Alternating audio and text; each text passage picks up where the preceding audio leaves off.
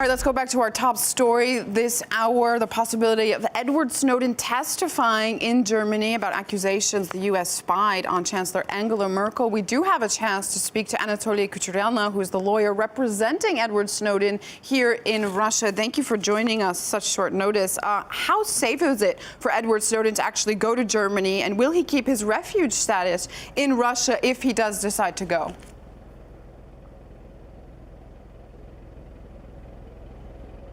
I must say that, of course, he can't leave Russia because, as we know, he got refugee status, and if he moves to a different country, then he loses the status.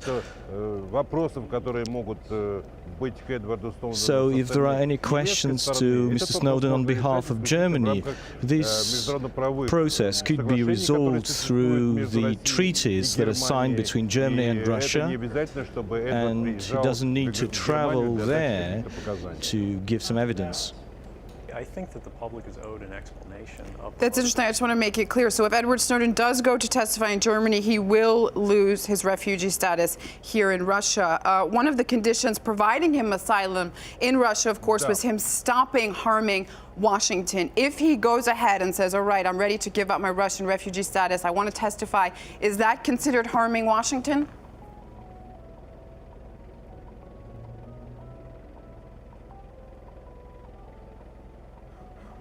Well, I must draw the attention of your viewers that we've repeatedly said about it.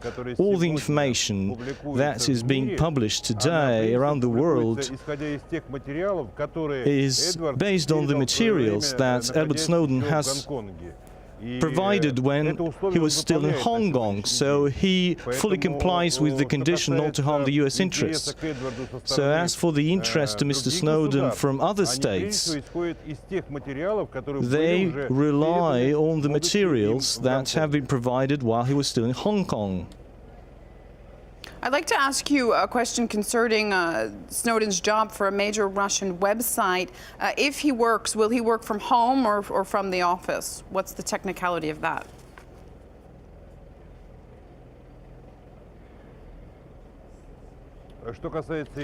As for his job conditions and where he works, this information is not disclosed, and that has to do with his security. Do you know if he took the job because he was interested in doing this work for this website, or does he actually need the financial support? Does he need money? Well, first of all, I should say that any person who has the potential and the opportunity to realize his talents, and as we know, that Snowden is a qualified expert in IT technologies, so of course he reviewed the job offers, and there have been a lot of job offers, and of course the level of salary was important too. Why did he pick this website?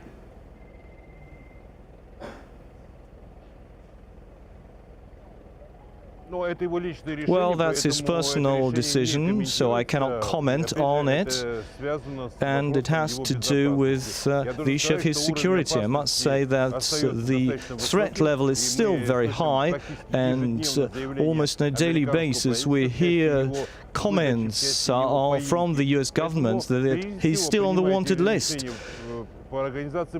So in any of his decisions, he's guided by security issues. What level of danger is it here in Russia?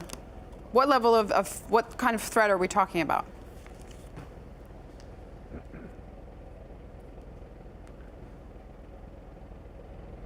Well, I must say that today we've done everything possible to ensure his security. But there could be surveillance, there could be wiretapping. I will not comment on that,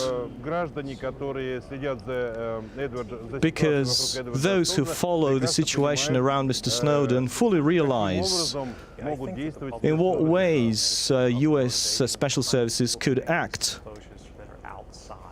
Now, Edward's temporary asylum expires next August. Do you have any idea, or has he shared with you any idea of what he possibly might do next?